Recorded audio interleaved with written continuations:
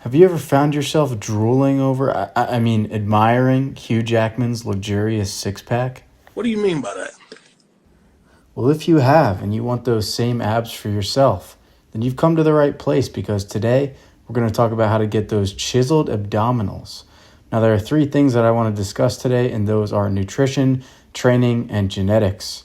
Let's start with nutrition since that's arguably the most important thing when it comes to having visible abs. Guys, I'm sorry to say, but if you have too much body fat, you will never be able to see your abs no matter how big they get from training. That's right, and that's because subcutaneous fat, or fat just beneath the skin, will always be covering your abdominal muscles, so unless you decrease it sufficiently, you will not be able to see the separation between your ab muscles. So how do I decrease subcutaneous fat, you may ask? And the answer is eating in a calorie deficit for an extended period of time. Oh my God! Wow! Yes, I'm sure you are expecting a more complicated answer, but that is the simple truth. While the age-old calories in, calories out mantra may seem simple, there's actually a lot of nuance to it, and I'm here firstly to help you understand that, and secondly to give you actionable advice that you can implement in your everyday life in a sustainable manner. Let's start by answering the question, what even is a calorie? We see it on food labels and we hear a lot of people talk about it, but not a lot of people know what that word actually means. Just like a milliliter or a centimeter, a calorie is a unit of measurement. It does not measure volume or distance, but rather it measures energy. More specifically, it is the amount of energy that it takes to heat 1 gram of water by 1 degree Celsius. We use this unit to measure the energy stored within the chemical bonds of the foods we consume, but since those bonds have so much energy in them, we actually use kilocalories, denoted as calorie with a capital C, which is equivalent to 1,000 small c calories. We can also use calories to measure the amount of energy we expend on a daily basis. This daily energy expenditure can be abbreviated as TDEE, or total daily energy expenditure, and can be broken down into numerous subcategories, including basal metabolic rate, which is the amount of energy we expend at rest. It is the energy cost of keeping our vital organs and bodily processes functioning and accounts for the majority of TDEE. Then we have exercise activity. This one's pretty self-explanatory. It is the amount of energy expended during deliberate, purposeful exercise. We also have something called non-exercise activity thermogenesis, or NEAT. This refers to the amount of energy expended during spontaneous movements throughout the day. This could be tapping your foot or fidgeting, anything of that nature. In contrast to exercise activity, however, this subcategory is not consciously modifiable. And then lastly, we have the thermic effect of food, or TEF. It should come as no surprise that the food we consume also requires energy to be digested and absorbed. Different macronutrients require different energy amounts to be digested.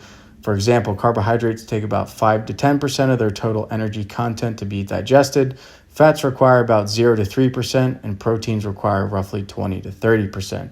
So if a food item contains 100 calories of solely protein, about 20 to 30 calories will be expended to digest it. When your total daily energy expenditure exceeds your calorie intake, we call this a calorie deficit. In the presence of a calorie deficit, your body uses stored fat to fuel the various physiological processes that keep you alive and moving. Impose a deficit over the long term, and you're on your way to getting shredded. Unfortunately, that advice isn't super practical. So how do we turn this idea into actionable advice?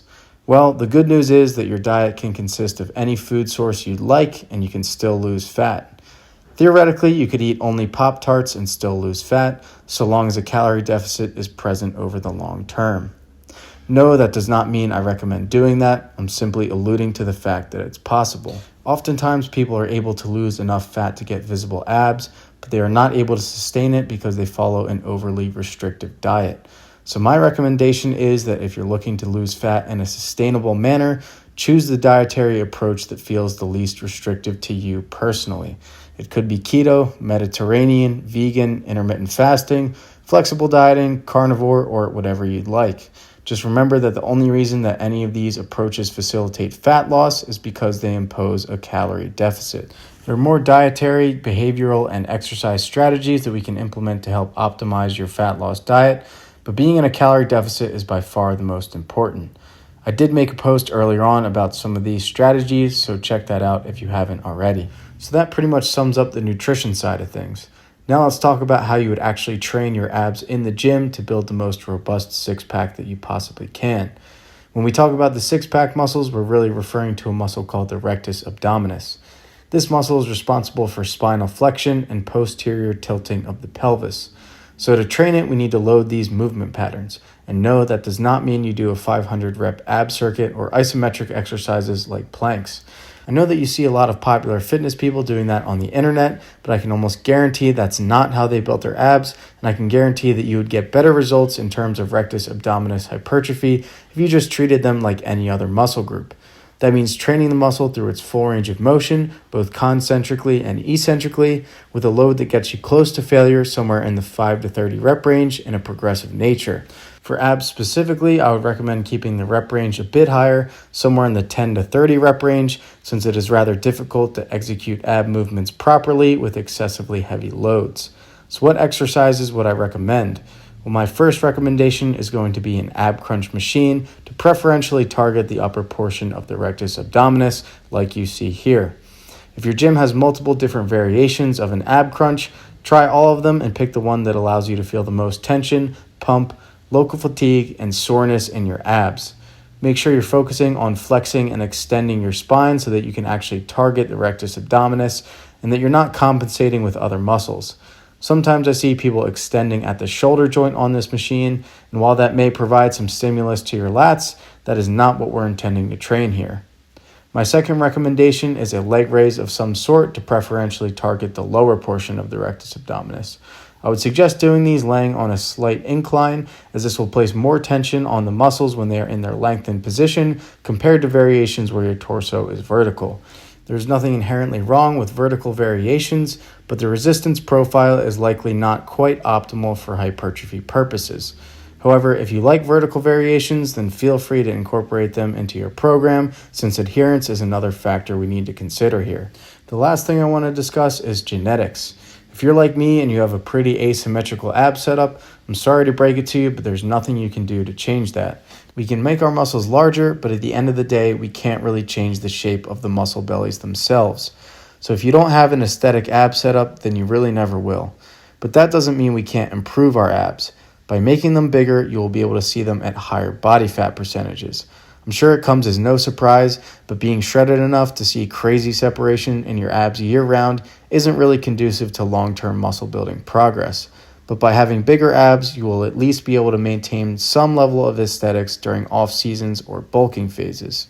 My general training recommendations for abs would be to train them somewhere between 2 and 4 times per week because they can recover very quickly and because the movements we use to train them don't tend to impose a great deal of systemic fatigue. I would recommend anywhere between 8 and 20 sets per week, depending on what other exercises you have in your program.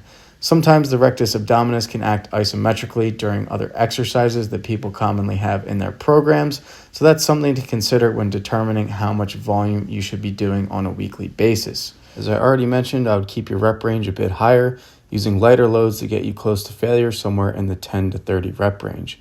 I personally like to take all of my sets of abs all the way to failure because, as I said, ab movements don't really come at a very high general fatigue cost.